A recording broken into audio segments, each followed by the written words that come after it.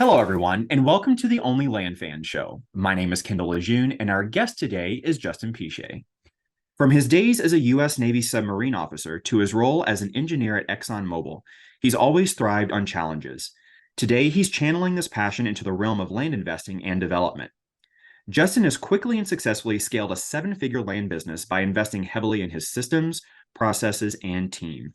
He currently employs 12 and has over 100 deals under his belt and is managing more than a dozen land subdivides, creating 82 lots in the process. His background in chemical engineering from LSU proves useful in navigating the complexities of real estate. However, at the heart of it all, Justin's world revolves around the simple joys of life with his wife, Juliana, their two children, and the third one on the way. Justin, thanks so much for joining us. How are you today? Hey, Kendall, thank you very much. That was quite the introduction, and it's an honor to be on your podcast. Super excited to have you. We have a lot of mutual connections, so I'm glad we could finally get some time on the books to sit down and have a conversation. Congratulations, by the way, a third Piché on the way. Yeah. Tell us, how did you get started in doing land deals? That's a great question. I started investing in land deals by copying a friend of mine who was doing land deals. So back in like 2019, 2020, I started investing in single family rentals, house wholesaling, short-term rental. I bought a large home in Asheville, and I was looking to get into land because it seemed like for the amount of money that you put into a deal, the profit potential was significantly higher than what I was doing in homes. I buy a house for $100,000 and they expect to make a maybe $25,000 profit on the high end.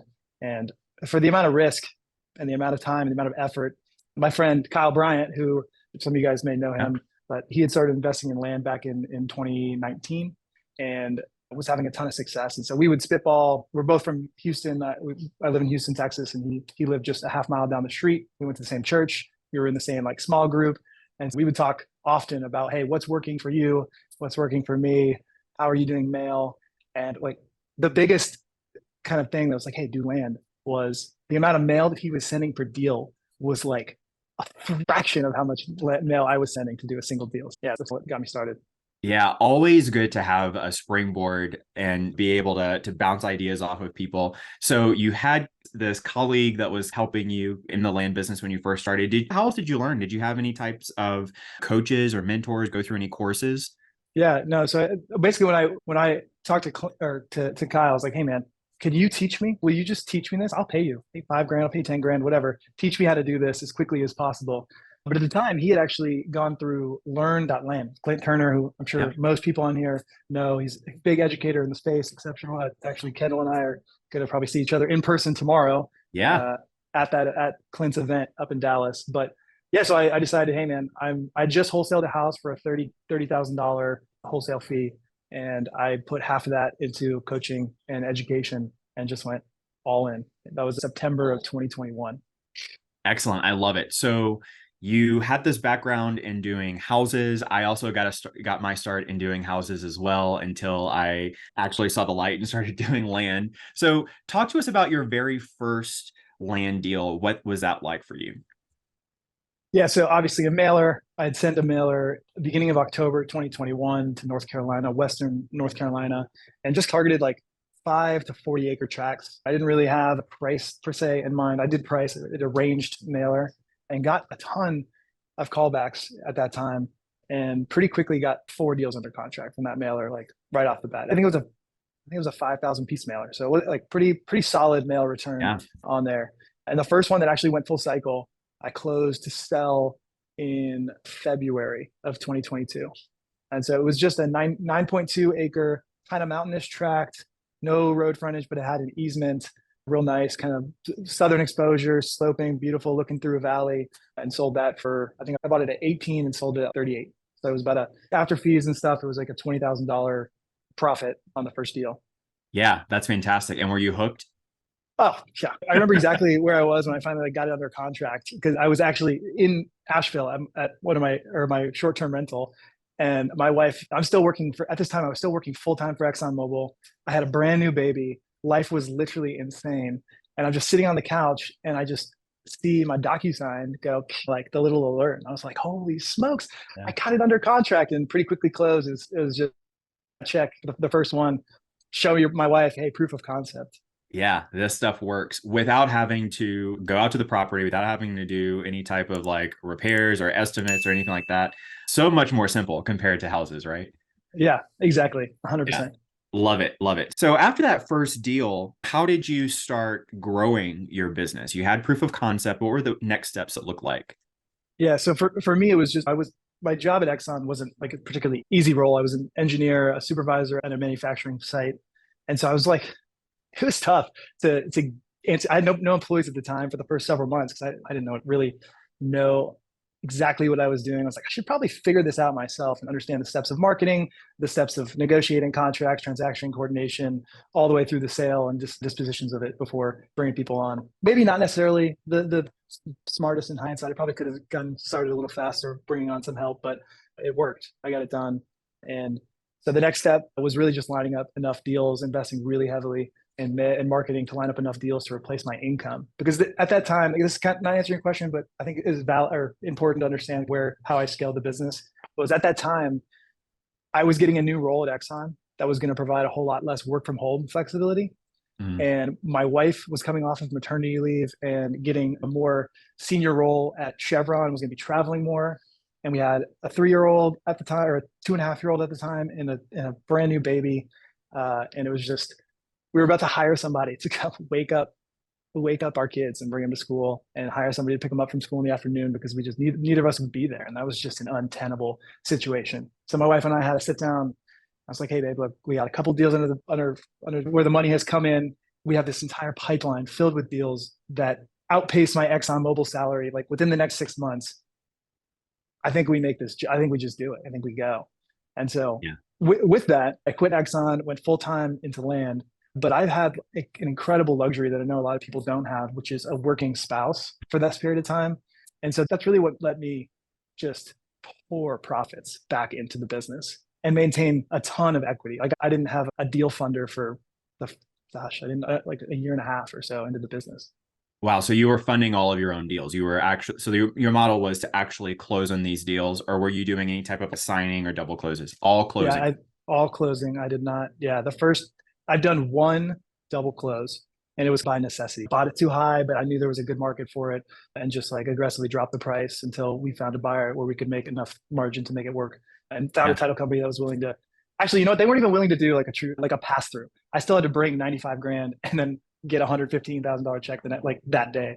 Yeah. So Yeah. Awesome. I love that. And what I love so much about your story is you mentioned that you had the working spouse at the same time that you were building your land business. I think that in the entrepreneurial space, W-2s get a really bad rap because everyone's, yeah, quit your W-2 as soon as possible. JOB since we're just over broke. But I think that if you leverage it the right way, sounds like you definitely did. It provided an opportunity for you to be able to grow your land business at a lot faster rate, right? yeah, you can think of it like compounding interest, right? Compounding profits instead of having to take out 15, 20, $25,000 a month to whatever sustain my life, my properties, my mortgages, whatever. So just like compounding. And Excellent. I think there were just opportunities where I was able to hold on to more equity than I otherwise would have. And back for those of you who were doing land investing at the end of 2021, beginning of 2022, it was you almost couldn't miss. You almost couldn't miss. Even before that, I know it was like that, but through mid 2022, no matter what I touched, like there was a buyer at the other end for significantly more. It was, yeah. And so that was helpful to get really fast turns on those properties. That's great. So, what types of land deals do you specialize in now in your business? Yeah, no, I really haven't changed much about the marketing, like other than to scale the types of properties I'm looking for. Hmm. I think recently I've just added more tools to the tool belt. And the primary one is just subdivisions, minor subdivisions, major subdivisions, getting lots where you might not be able to do it as a flip. There might not be enough profit. Even you may not even have enough profit to assign or to sell on the MLS and make a little bit of a margin on top. But by forcing appreciation, they work. Like they work. And they not only do they work, but they perform exceptionally well, some of them. If you find an area that is really has a high demand for the product type that you're going to create and has favorable subdivision regulations, like those two things make a great honey hole, a great spot. Yeah, excellent. So let's dive into some subdivision topics here. Talk to us about exactly what does your business model look like? If someone is used to flipping infill lots and buying the infill lot, turning around selling the infill lot for a profit, and they want to get into subdivides, can you talk us through what does your business model actually look like when it comes to the subdivide arm? Yeah. Really, what it looks like is every property that comes across my desk, whether it's a flip, just any property that comes across my desk or my team's eyes, it's their desk. We look at it through the lens of can we add value to this property? Like maybe we just take a step back and talk about my team, how it's set up, and then maybe Yeah. that'll help feed you through it. Okay. So I have an acquisitions team, which is I've grown to be relatively large at this point. I have an acquisitions manager, and then she has a negotiator underwriter that works for her, and then we have somebody doing RVM full time, and then we have 3 cold callers full time, and then we have 2 texters full time on the acquisition side. And so their whole job obviously is generating leads. And with texting and with RVM and with cold calling, like those are very labor intensive lead generation methods. They're instantaneous. You can get in front of a lot of people, but you have to work those leads pretty substantially, or it's just a waste of money and time. And so it may take thousands of conversations before you get something solid through that. And so they're generating leads for whatever. Like it doesn't matter. We're just looking for people who are interested in selling property. It does not matter what kind of property it is. It doesn't matter where it is. We just want it has to fit our buy criteria. And then if we can't do it as a flip, then we might be able to do it as a subdivide. If we can't do it as a subdivide, then we're probably just not interested in the property. Got it. So you have multiple exit strategies, just depends on the circumstances of the deal, right? That's exactly right. Excellent. Let me ask, what were some of the biggest challenges that you had when you started to scale and grow your business? So you had proof of concept, you were a one-man shop. How long did you say you were doing everything by yourself? I hired my first 2 employees in February. So it was about 5 months into starting the business. I brought on 2 people, and yeah, it was like there's a mental block there. If you've never hired somebody, like there's a mental block that you have. Move a fan here that you have before putting somebody else's being essentially on your shoulders. Do you have the cash flow to support them? What happens if you don't? Like there's all these fears that come into your mind. And so that was the biggest challenge for me, honestly, just like anybody else, was how do I overcome that fear of letting somebody else down or burning through too much cash and like crashing my business before it's ready? That's been like, I think that's a challenge for every land investor who's interested in scaling, is just, I tell people this who ask me about this question, but it feels like I always was walking on a razor's edge. And I'm holding this big or high wire, whatever you want to call it. And if you put too much on one side, you're going to fall, right? And that's what it always felt like. So trying to balance that growth with not crashing that business, just that fear, that I don't know, the apprehension when you haven't done it before. Yeah, absolutely. I was actually having a conversation with Alicia Jarrett about this very topic a couple of days ago. And she was talking about how a lot of times it feels like when you're growing your business, you're actually on an airplane while you're in the air, while you're building the Yeah, airplane, while you're right? building Yeah. it. So how did you overcome that fear? Yeah, honestly, through coaching and just through seeing it working in other people's businesses. And then also like truly running into personal time constraints. Like at that point in my business, it was 5 months in, I had probably $500,000 deployed in equity, like properties that I had either bought or were about to buy, and a couple of sales. I had that first one. I had one that I sold on owner finance, and I think I had another one that had sold by that period of time, or by February, or maybe not even one. I think one had sold by the time I hired these folks. And so my biggest constraint at that point was dispositions. Like I need to sell these properties, but I have 5 or 6 listed now. How am I supposed to negotiate with all the people that I'm talking to on the phone in the limited amount of time that I have, and also properly like get buyers out to my properties? At the time, I wasn't using realtors. I was doing everything on kind of Facebook, lands, that kind of stuff. And yeah, I just ran into a personal time constraint. And I said, you know what? I need to bring somebody in to take care of the sales side because I don't like it. I don't care. I want to negotiate. I want to find the deal on the buy. You make your money on the buy. That's where I want to be. And so I brought somebody in to manage my whole Facebook and list properties, talk to people, get people out to do showings, et cetera. And then the second thing was, man, I hate dealing with companies and sending paperwork and documents and all that kind of stuff. And so I hired a transaction coordinator next to take care of all that. And then the next hire was the next month. I hired an acquisitions manager. and then another one a couple weeks later, and a sales manager like the next month. And as it started making sense and I was able to do more and accomplish more with my personal time that actually drove revenue, I was like, man, I just need all these tasks that I don't necessarily enjoy, that don't drive revenue. I'm going to offload those. Yeah. Yeah. I absolutely love that. How you overcame that fear, broke the seal, hired that first person. And then it sounded like it was pretty quick that you started adding more people, but also identifying like what's bottlenecking your business. For you, it sounded like it was dispo. Something's got to give. So that's Yeah, fantastic. exactly. And that's like still the way that I operate. Every time I run into a constraint or see a constraint coming down the pipeline, like my first thought is, okay, can I handle this? No, yes, no. Okay, then who am I going to hire? What does the role look like? And then I Yeah. immediately start looking for somebody to fill that role. Like right now, it's an executive assistant. Like at my time, I'm still having to do some like administrative work in my business, which is a lot. I literally just hired 2 other people this week, and now so I think I don't know 14 people, whatever. And it is a lot of just payroll, right? It's like calculating their commissions, the way we do compensation. It's signing documents. Like for Yep. example, last week, Monday, I had to go to get documents notarized and shipped. Tuesday, Wednesday, Thursday, Friday, every single day. None of them came at the right time. There were multiple closings on the buy, and then some are on the sell side, and then some that I had to buy and actually notarize on the buy side as well. And it's come on, I'm spending 5 hours a week signing Yeah. documents, and there's so much more. I need help with that. Definitely. An executive assistant will change your life. For sure, for sure. So let me ask you, Justin, do you still self-fund all of your deals, or do you actually use lenders? Do you do JVs, or how's that going for you? All of the above. Yeah, yeah. So my I'll do partnerships, JV partnerships. I have yet to not put money into a deal. I don't know. I've never had anybody fully fund a deal.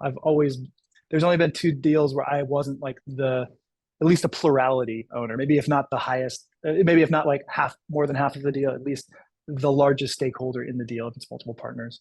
And honestly, those are my dad. My dad, wanted to diversify and fund a Yeah, couple of deals. So I let him take on more risk, which was love really it. helpful to me to like to be able to give him the full basically price without, and then I funded just a little bit of it. But yeah, so we'll do that. I'll do bank loans. I think I have 6 properties that I just closed out of one of the loans. So 5 active kind of bank loans to fund larger deals and subdivides. And then I'll do lines of credit. I have some unsecured promissory notes from private money, promissory notes, some private lines of credit, and then obviously my own equity and my own money that I put into the business. Yeah, that's great. Can you talk a little bit about what are some of the tips and pieces of advice that you have for someone that wants to use a bank to help to fund these deals? I know that a lot of people are like, oh, you can't, absolutely cannot be done, but obviously it can. So can you talk to us a Yeah, little bit about that? yeah, for sure. Okay, so for bank loans, obviously you have to be lendable, right? It helps that if you when you go to a bank, a couple of things. You're not going to find these. Typically, you're not going to find these loans at your big box banks. Like J.P. Morgan Chase isn't lending you $100,000 to buy a rural 40-acre parcel in Arkansas or whatever. They're just Right. not. They're typically not going to do it. But you're going to need to Okay. find a local small bank that is in the community or adjacent community to where you want to invest. A lot of these banks, these small local banks, they have a charter, and in their charter, they exist to support their community. And so if you're doing deals, especially if you're doing improvement, like force improvement in an area, like they can see that that matches with their charter. You're going to make some more value in their community for people, provide a product that maybe their clients want to use, and they also have a duty to put their clients' money to work in safe things that help the community. And so they want to invest. They truly do. It's not hard if you have a good project to pitch your idea to a bank and say, "Hey, this is what I want to do in the area. Would you consider funding it? What do you offer? Like, can we structure this?" And then it's really just like a negotiation with the bank of how you structure the mortgage. Let's see. It helps, obviously helps to be lendable. What the bank requires typically is a personal financial statement. So if you've never done one of those or heard of one of those, you can Google it. There's tons of templates out there, but it's essentially like a full summary of your personal net worth, like your cash holdings, all your real estate assets, any other tangible assets, debts, liabilities, notes payable, whatever it is, you got to write it all out for the bank Put it and all out there. put it all out there. And then typically they ask for 1, maybe 2 years of personal tax returns, business tax returns. That's pretty much what most of them ask for. And so if you don't have like strong like financial foundation, it's going to be really hard to get a bank to loan to you personally. But you can bring on a partner who does have a strong foundation. And so there's a lot of folks, especially with like development deals, that would love to be an equity partner in a deal that returns 100%. Who wouldn't? And so if you're able to find one and give them some of the equity to co-sign or to be on, like maybe form an entity or something that does this development deal, the bank will consider everybody involved in that transaction to issue the loan. Excellent. Yeah, that's fantastic. Definitely a page borrowed from like the commercial side of the real estate industry, where you will have someone typically on a team that is lendable and they are the person vouching for the loan. It's very cool. Very cool. I love the creativity in that. So can you talk a little bit about how your business has changed over the years in relation to the market? We've seen lots of different market shifts. The market is a very hot topic that people are talking about right now. Interest rate changes. So can you talk a little bit about how the market has changed the way that you do business? Yeah, yeah, man. I think that the biggest change to my business has just been maybe like financial gymnastics is like an interesting way to say it. I initially was doing cash sales or bank loan sales only, but as soon as like mid 2022, we started having a slowdown of sales, and I was like, and a lot of some folks that I knew in the business had been doing notes, and so I was like, how does this work? So I started owner financing and offering owner financing on anything. Like it really doesn't matter what property I have. I will consider owner financing the property because there's a note marketplace. And so my mind really just shifted when I sold my first note to be like, wow, I can turn a piece of land where I have less money in it than it's worth by some large amount. And then I'll sell it to somebody.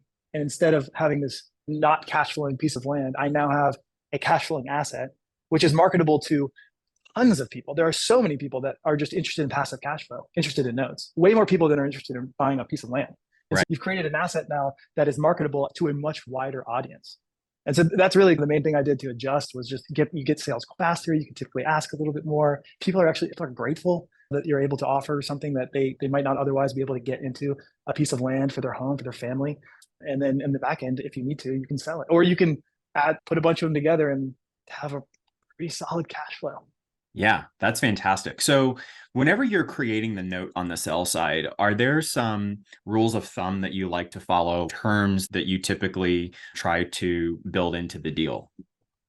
Yeah, I'm always a little bit above bank like interest rates. I think people pretty much understand that if they can't get it from a bank, there's a reason why they're underfinancing. They would go to a bank if they could. And so if a bank's at 8, my minimum interest rate's 10 or 11 or something like that. If bank's at 9, whatever, I just adjust it up some amount. And then I will change the interest rate based on what the person puts down. I'll never accept less than 10% down. It's like the absolute bare minimum that I'm personally willing to accept. I think that if somebody doesn't have any equity in the deal, then they don't have a strong commitment to pay the note. There's just not a lot of skin in the game for them. And so I don't really like that. And so 10% down is the least, and then 10 years is the longest mortgage that I have generated and probably will. I would consider for the right yield if I knew, typically what I'm looking at is what can I sell the mortgage for? And then if based on their down payment and what I think it's worth on the open market, that's going to be my gross sale price. And if that is acceptable to me, then I will do the deal. So I'll just change, I can mess with the terms however we want to get to the minimum number that I'm willing to accept on the negotiation. Excellent. And do you have a rule of thumb for when you are creating notes on the buy side? Do you create notes on the buy side?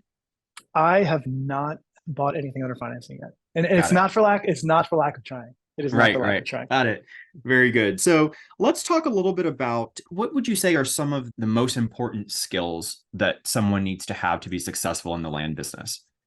Yeah, I think a bias for action is probably something that I think is important for people to have. It's hard to be passive in a niche that's changing quickly with the markets, with technology, with regulations. And so if you don't have a bias for action to actually do something and take action to change or to adapt, that you may be challenged. You may be challenged. If you stick with the same thing that isn't working, you may be challenged.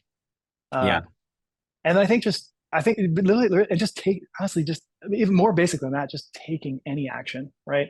Yeah. A lot of people maybe just fail to take off because you want to overthink it, right? You want to be sure. It's really hard to be sure. It's really hard to be 100% sure that everything's going to work out.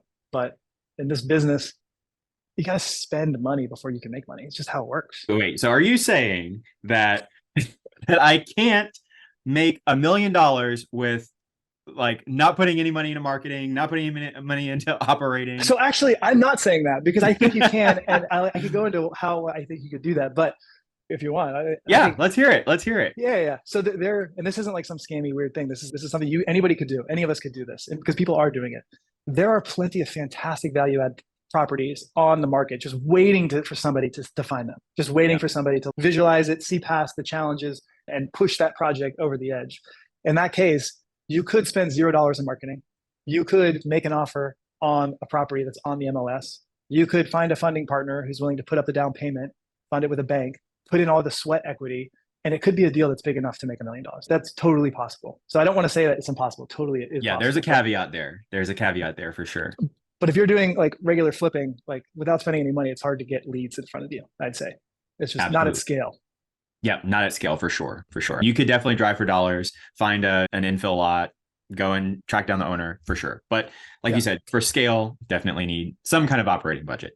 You mentioned earlier about being adaptable and changing and being able to take action. Continuing in that same vein, where do you see the market going in the next 6-12 months? And what do you plan on doing with your business to thrive in those upcoming market changes? Yeah, man. We've for a while, for at least a month, a quarter, a half a year, I don't know. I feel like we've been in this kind of in between market place where the sellers aren't quite caught up to where we think property values really should be based on the time it takes to sell them and what they're going for. If you look all across Zillow, in most markets, not every market, there's always outliers. So please let me caveat that. But there, you can look, like there's tons of price drops, land on houses, on a ton of stuff. Right? We're doing it. We dropped prices. We thought we could get something when we got a property under contract 6 months ago. We did some improvement work. Now we list it. And we're like, it's just a little bit lower.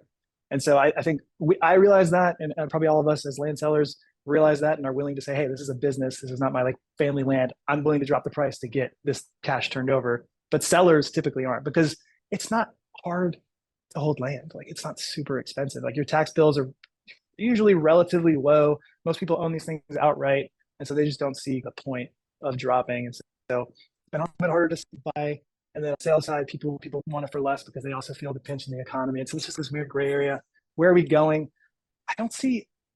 So this is such a hard question. I know you ask it. I listened to a bunch of your podcasts. I know I wish I had written out like some fantastically researched answer, but honestly, I don't see much changes in kind of the vacant land space moving forward. It's not a very leveraged space. There's not a ton of people at high risk for default.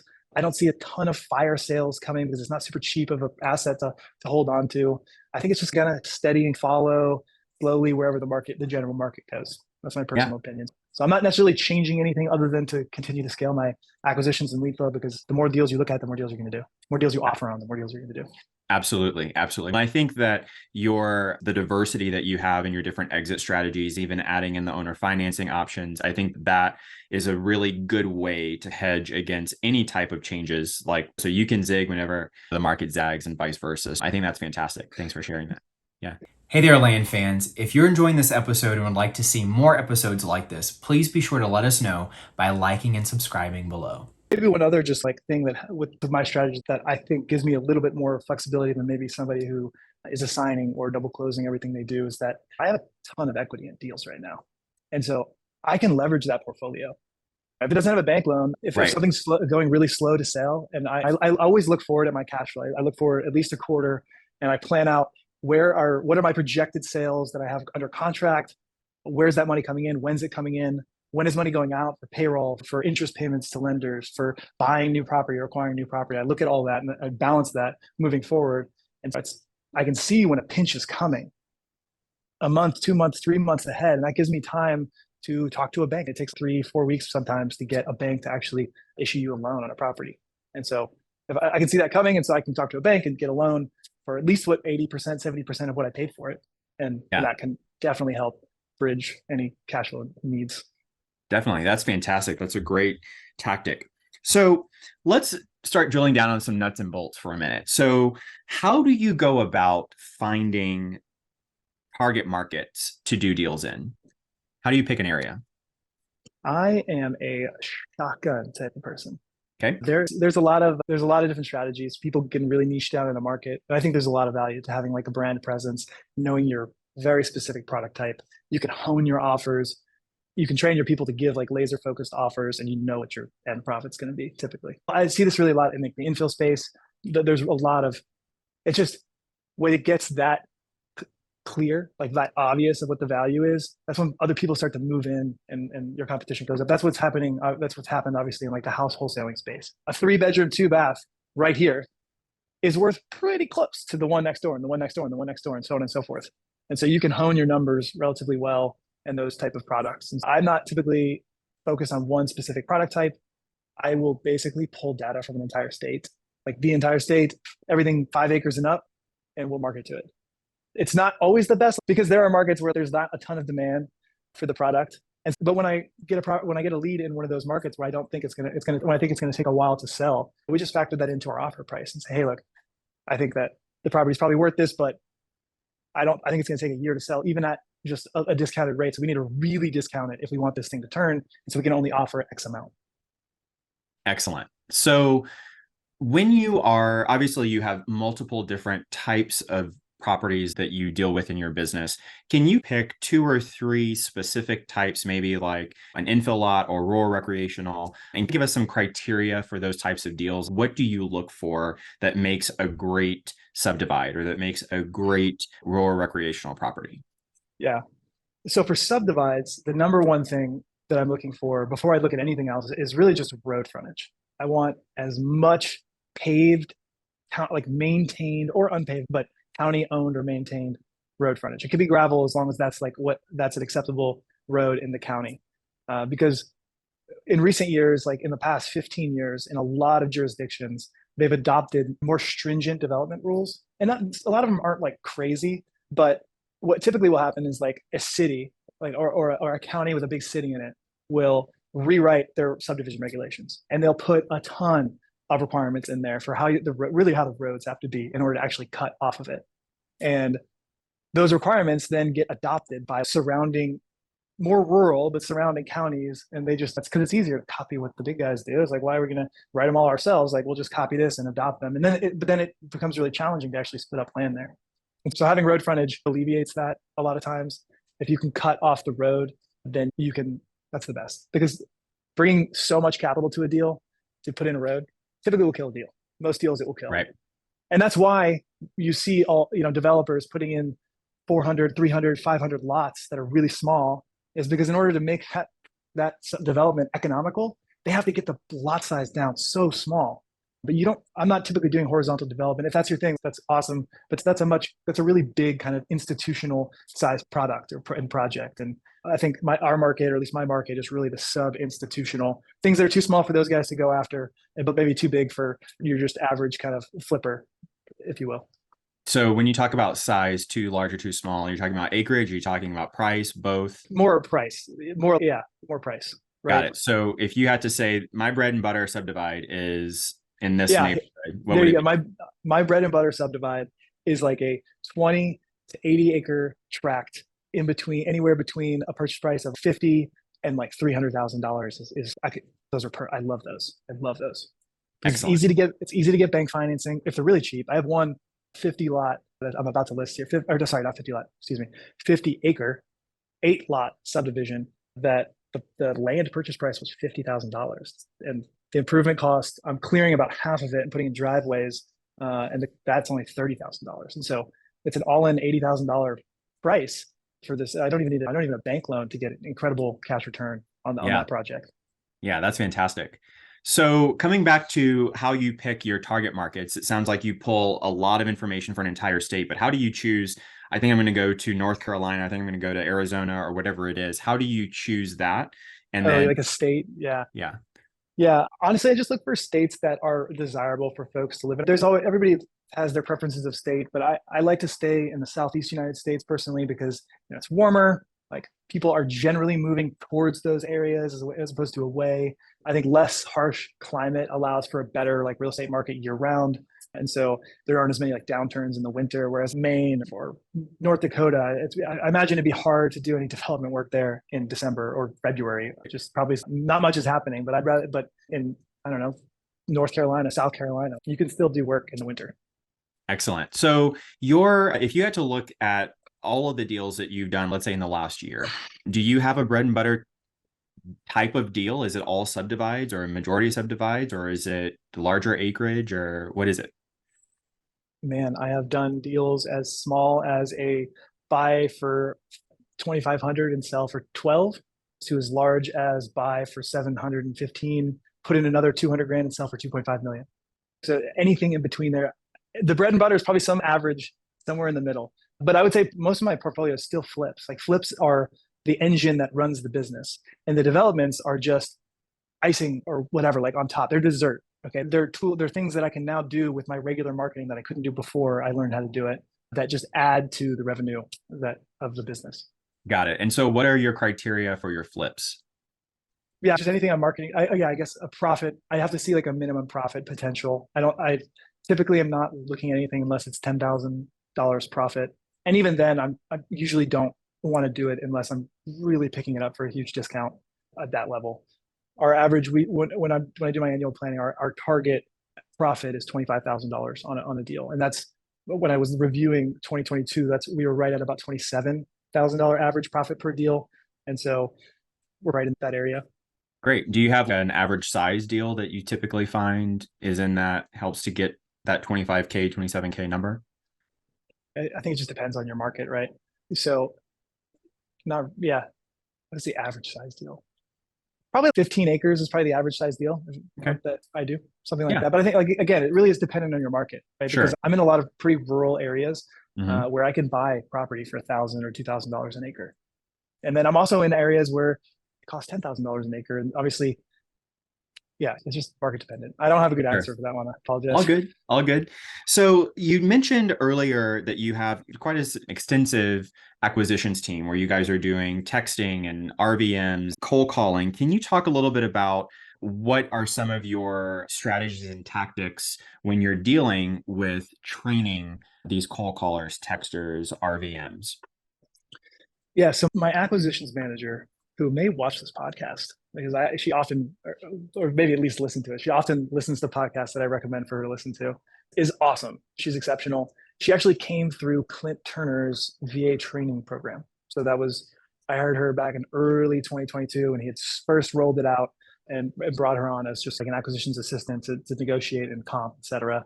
But she's moved up into the manager position. And so she has, for the last year, almost 2 years now, been like my negotiator, my basically replaced me in the acquisition side. And so we've developed a training program for our employees. We have enough employees now that have experience doing in all of our different systems that typically will start the new employee shadowing. Like they'll get on a Zoom call with one of our more experienced operators for just a week straight and just shadow, ask questions. The other person will watch them do calls or do texting for a couple days as well. And then finally we just say, hey, you know what? They're the 80% of the way there. Let's let them loose. And that's typically what we do for training, on the job, shadowing, actually following somebody else who's already knows how to do what they're about to do. Yeah, that's fantastic. It's a lot easier. I feel like hiring gets easier the more people you have. Sure. When you're making your first hire, you're the one training them. You're the one developing the SOPs. You're doing everything. And then you start to hire more people. And then as the organization scales, now your people are training people. And that's when it really gets, those kind of economies of scale for a larger team really start to help out with your own personal time. Yeah, absolutely. So what platforms do you use for texting and RVMs? Yeah, so everybody knows texting has been this crazy thing the last 6-ish weeks. I Yeah. don't know if I was a power user, but I was a pretty heavy user of launch control. I had 4 markets that we were doing full time with 3 full-time texters in there at the time. And when launch control went down, and I'd shifted away I do mail, by the way. I also mail postcards, mail neutral letters now that I have a large team to answer calls. I don't really do offers anymore. But those, at the time, I had gone away from mail because texting was working so well for us. Right. And so when texting stopped, I was like, I had just spun up RVM maybe a month earlier. So I scaled up RVM really quickly. And then do you guys know who Joe Roberts is? He runs a business, a call center, a cold calling center for land investors called Land Caller. And we're friends on Twitter X, or whatever you want to call it. And so I reached out to him to just pick his brain because I had these 3 employees that were exceptional employees that I now basically had idle. Like they weren't really able to work. So I was like, what am I going to do? And so got some advice from him and decided to immediately bring on a cold calling software and get them started basically the next day cold calling. Yeah. So I used launch. So to answer your question, I was like, what question was I answering? To answer your question, I used launch control. I put it on pause. I have not started it back up. And I'm investigating other texting tools right now, but I have not fully spun up texting again. Although I did just get a text from launch control yesterday, I think, that said they're back to full capacity and like basically exactly what they could do before, except for they've made some changes on what personal information you can use in the very first text. So I'm interested to see how that plays out.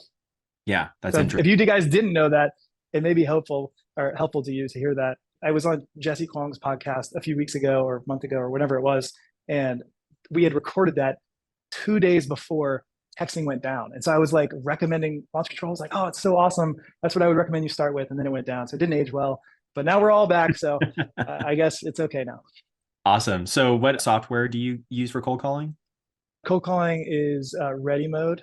So there's Okay. a few, there's call tools, Mojo Dialer. There's a ton of them. You just got to pick which one honestly works for you. But that's the one that I use. And then for RVM, I use Sly Broadcast to drop RVMs, which I think is great. Honestly, I really like RVMs. You just got to be real careful and track your lead, like your contacts really well.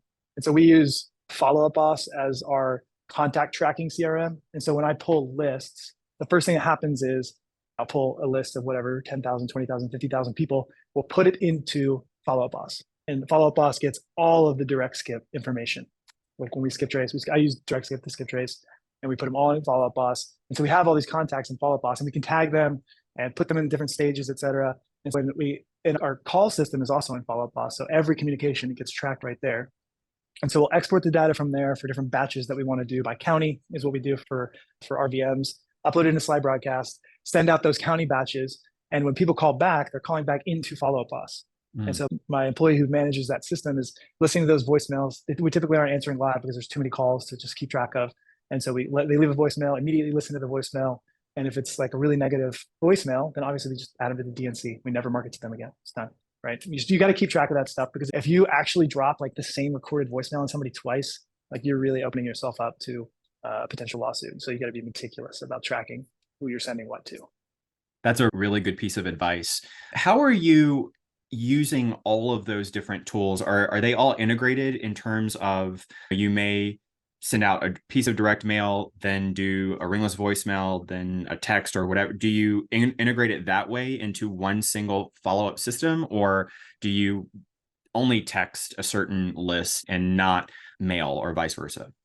Yeah, no, it's a phased marketing approach. We try to, because a given list, let's talk about this random list of 10,000 contacts or 10,000 pieces of property with their owners that we have, and we're trying to figure out how to market to it.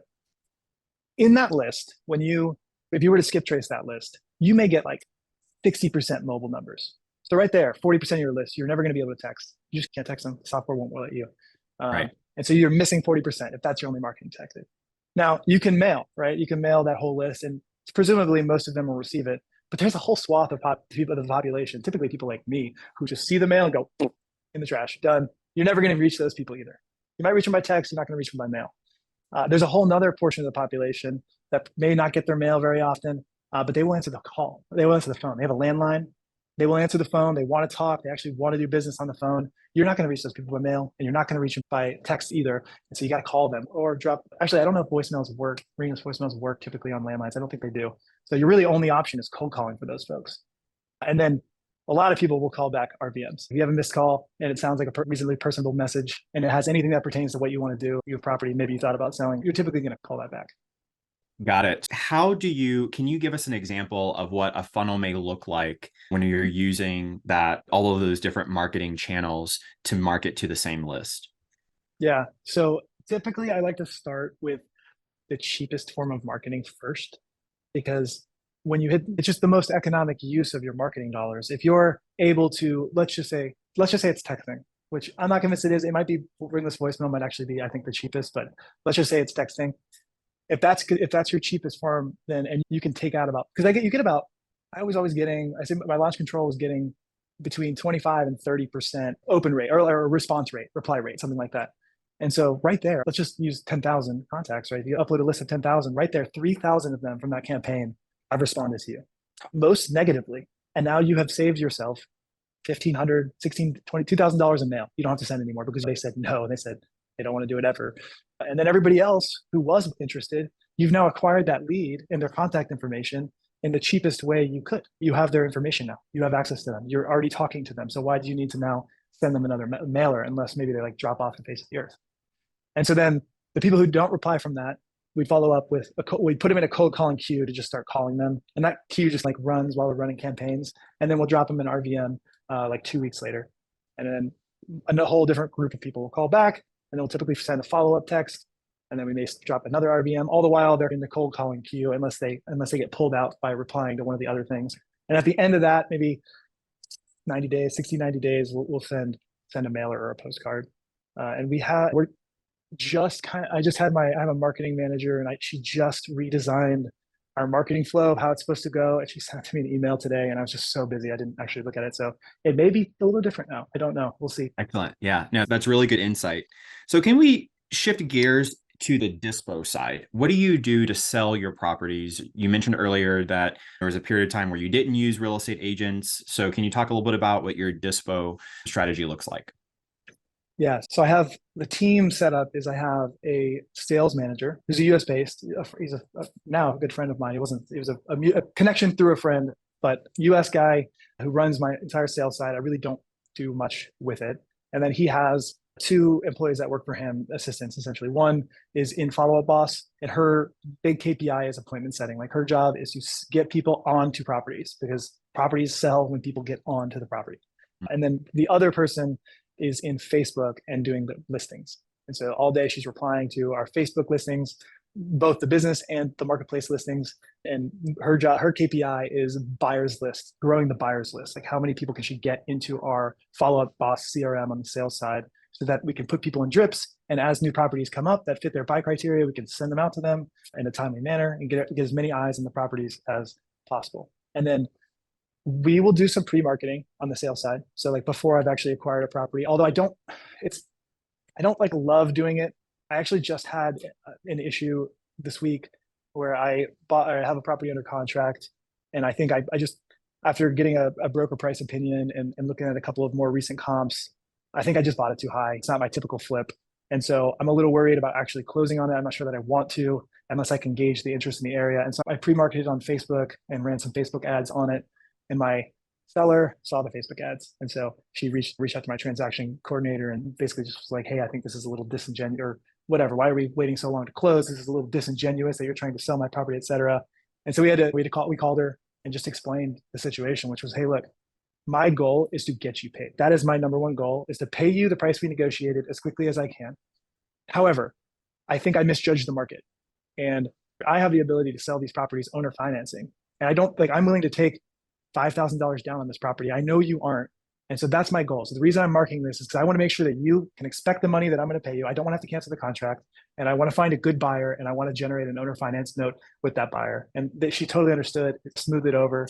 Those can be really hard. And I've lost a couple deals from people who were not so receptive to that communication.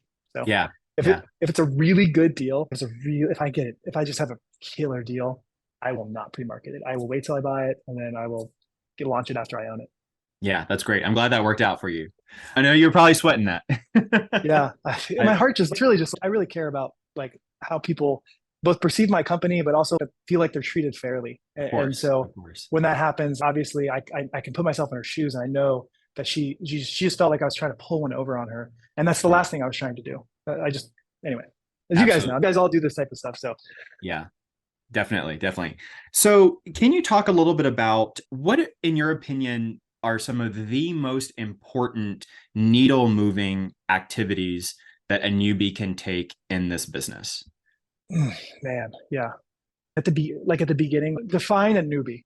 Define what does their business look like? Yeah, so let's say they're a one person show. They've got maybe 2 to 5 deals under their belt. They're trying to scale the business. What do they need to be doing every single day to make sure that they're moving the needle and actually getting deals, doing business? Yeah, I think most people if you've asked this question before, and most people would tell you, and I agree with them, you need to be really consistent with marketing. You have to get in front of people who are interested in selling their property, period.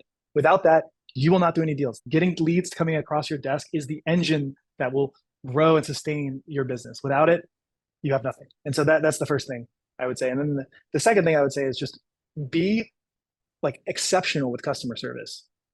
You will do fantastic if you're promptly calling people back. If you're setting appointments, you are meeting your appointments. If you get a lead and you're letting it sit for a couple of days because you're nervous to talk to them or whatever, like that's not a great way to get off on the right foot. When somebody calls you, they want to talk right then. That's why they're calling you. And if you have the confidence and you can get on the phone at that point in time and talk to them, that's fantastic. A lot of people have used Pat Live as an answering service. I did that when I started because I just frankly did not have the time. I was working a full-time job. I couldn't really call anybody back until 6:30 in the evening. And so I had them do that. I think that's a great idea. I've heard some good voicemails recently from folks who have like a voicemail. It's basically, hey, they explain why they can't answer and they'll call them back as soon as they can. And I think those are great too, but you got to have something that at least explains why you're not calling them back. And you got to be real militant about getting on the phone as quickly as possible. I think those two things would serve a newbie very well. That's fantastic. That's really good advice. Before I forget, you mentioned that you guys use Follow Up Boss in your acquisitions as well as your sales side. Do you use any other CRMs for deal tracker? Or do you use Follow Up Boss for that? Yeah. And I realized I forgot to fully answer your dispositions question. And so maybe just 30 seconds there. I use realtors now. When I buy a property, when I own it, I will list it on the MLS basically as quickly as I can. And then we also use Lands of America. We have a paid account there and some platinum listings for some of our properties. I do Facebook ads. I run ads on Facebook, actually paid ads, which I do target around the area that the property is. And then I use my personal Facebook to post on Marketplace. But we were pretty conservative with it. I'm really just posting one ad in a bunch of groups per day. We cycle through the properties. It's not really a huge thing, but it does generate a lot of buyer leads and has resulted in deals. And so we still do it. And the one thing that I am not doing that I have been telling my sales manager like we need to do for a year is neighbor letters. I know it's effective. So if you are doing that, you're ahead of me there. I need to start doing neighbor letters. So back to your question on CRM. Yeah, Follow Up Boss is more of the contact tracking because I think just the software has a really powerful follow-up kind of sequence that you can plan, these action plans that go off in perpetuity. And it's my entire phone system. So for essentially $600 a month, I think is something like that. $500 a month, something like that, $600 a month that I pay for that software. I have unlimited phone numbers and all of my tracking of my contacts. I have 12 seats or 13 seats now or something like that.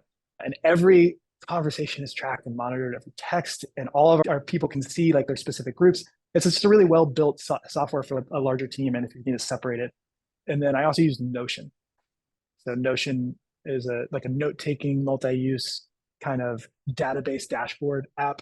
And so I use that to track my actual deal flow and set up dashboards. Like the one I live on is basically the transaction dashboard.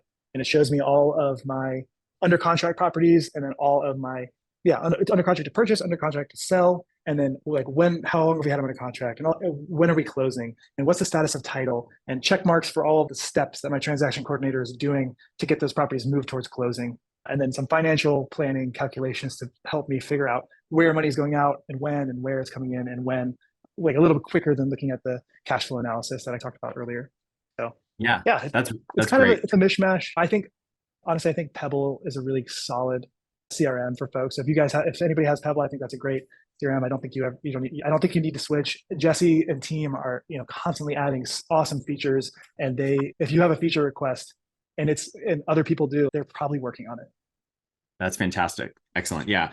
I think that a CRM is very personal to your specific business and how you set up your team. And so there's no one right answer, just what works for you. So it's always interesting for me to find out what other people are using.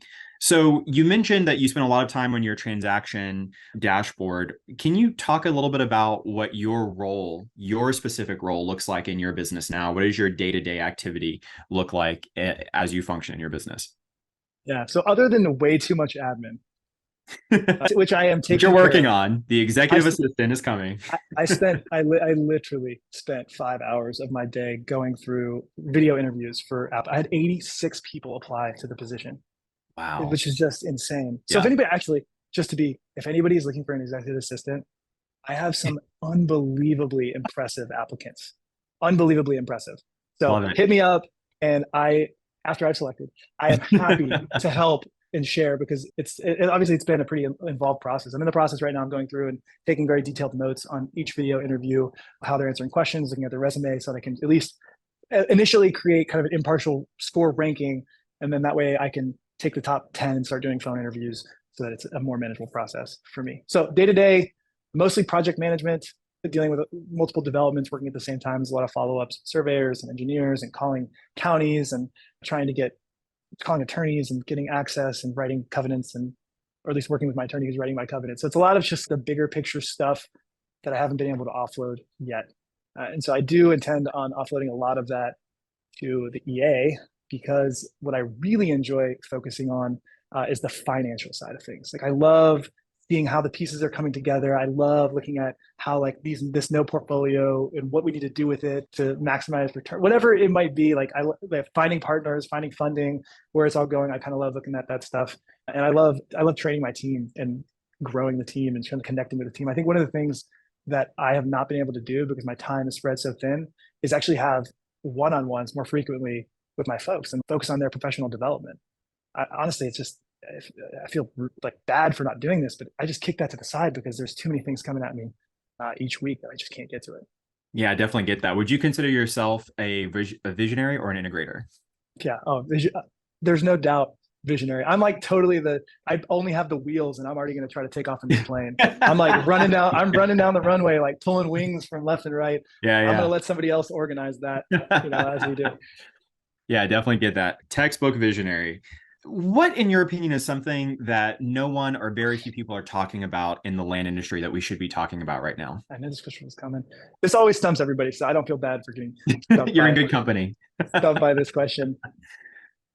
I think something that's interesting. How about this? I'll just say something that I think is kind of interesting and how it might affect this niche, but also a lot of other niches, if you will, as well, is just AI voice and AI sales. I'm sure many of you have heard of Air.ai. Air.ai is, they put out this demo. You can go to the website. They have this demo of their AI, which I assume is interfaced with ChatGPT and basically just text to speech, back and forth, voice protocol, whatever. But it's a customer service phone call, and it's really compelling. If you listen to it, if it's true, it's really compelling. And so I actually called them and tried to understand what the business model was and try to figure out what I needed to do to get an account. But it's a license model where they want to charge you like $100,000 for a license. And then you can sell that license to people and you train this model. But the idea behind it is that you can have a very capable kind of appointment setting and investigative cold caller that is almost infinitely scalable, that you can send out thousands of phone calls at a single time and have thousands of conversations to try to generate leads and appointments. And so I think, first of all, I think they're charging too much, and it's so early in the technology that other people are going to figure out a solution for way less expensive than what that costs. So that's why I'm letting it see how it plays out. But I think that has the potential to really change the marketing landscape for not just land investors, but for any kind of like peer-to-peer or person-to-person sales. Absolutely. Yeah, I completely agree with that. That's a very interesting frontier that AI is ushering in. Do you think the land industry as a whole is overly saturated? I'm an abundance mindset kind of guy, and so I want to say no. I think that it's hard to get how about this? I think there's definitely more people coming in, which is it's getting more popular as other real estate investment type things get harder and harder to make margins and make deals work. More people are hearing about it, but really it's like a wholesaler kind of flooding in. I feel like is the main thing. I think margins may get compressed, but I still think that it's actually really hard to price land. You guys know this. It's really hard to price land accurately at scale. And so I think there's always going to be room for people who really know their market to do well. I don't think that's going to go away. And there's a lot of land. There's a lot of land in this country. Yep, definitely. That's really good. Justin, what would you consider to be your superpower? Oh, I think it's my willingness to just take massive action.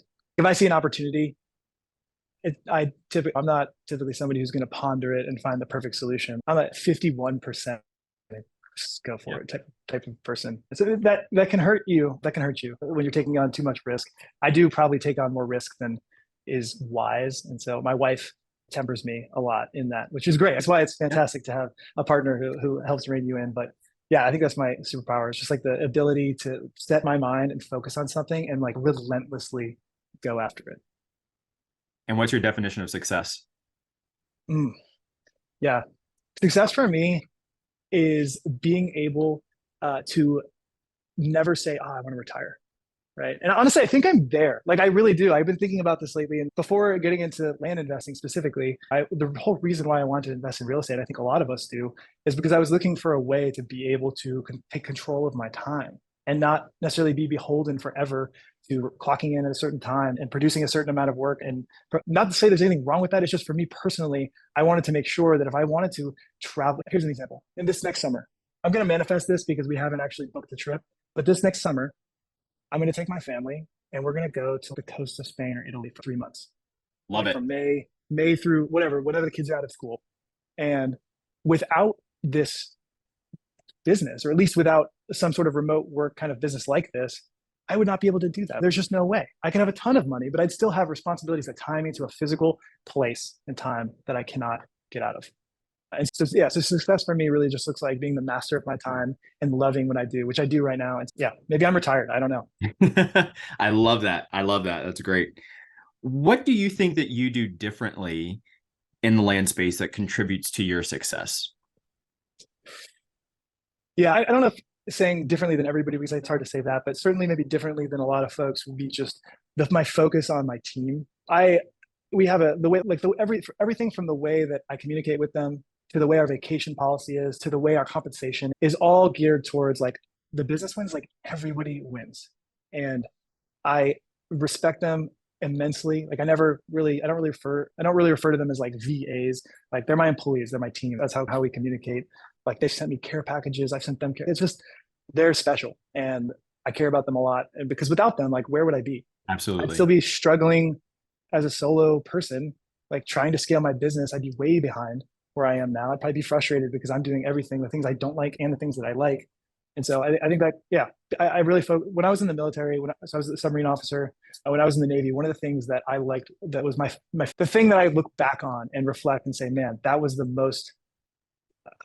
best I felt, or the most fulfilled I felt in my work, was being able to get my guys, my team, my sailors home to see their families by just being like the most efficient maintenance planner and like making sure they got their work done at a reasonable time so they can get home and just serve them in that way. Break down the barriers so that they could do their work effectively and could and get there and get home and to what really matters, which is their family. And so I try to do that for my team too. Break down barriers, make sure that they are living their lives. Like we give every Filipino holiday, every Colombian holiday, every Argentine holiday, they get all US holidays. And I think because of that, and they're able to work remotely. So if they want to travel and work, like totally whatever, if they want to take vacation, they could take 2 weeks. It doesn't matter. They're on salary as long as we have a coverage plan. And I think because of that, I have just had really like committed and very bought in employees. And that has been the linchpin of the success I think that I've had in this industry and in this business. That's incredible. Yeah. You can't go wrong when you invest in people, right? That's fantastic. So, do you have any types of like authors or thought leaders, business owners that you like to follow or read? Yeah.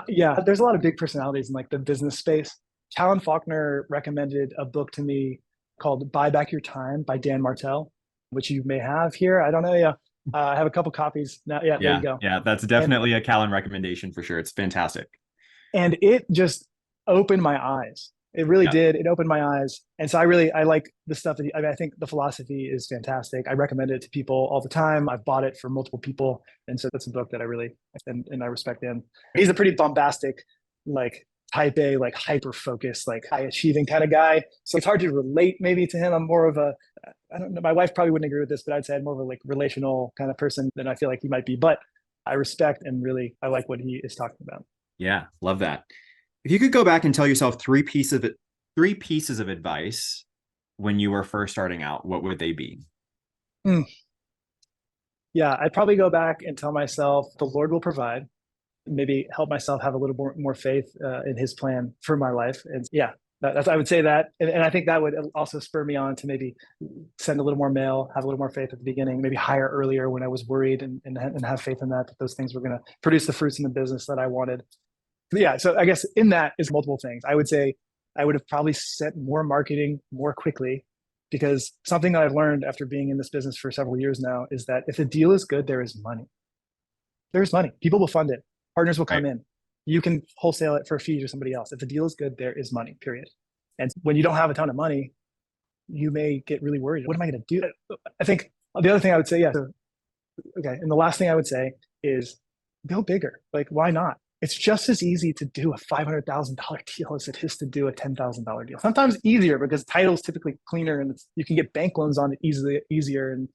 And so it was scary for me to do really big deals at first. I was worried. I was like, man, how am I going to buy this? Like, what if it doesn't sell? It's so much equity and money in the property.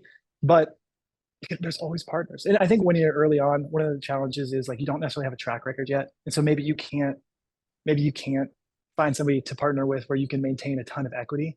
But heck, man, it's okay to give up equity on a deal to get something, to get your, I don't know, get whatever, build up your resume, right? Absolutely. It's totally okay. I would have done deals with break even prices just to get the reps and experience, especially subdivides and developments. For sure.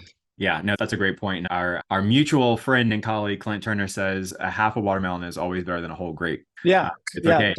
It's all right. That's absolutely true. So, what's your biggest passion or goal you'd like to achieve at this point in your life?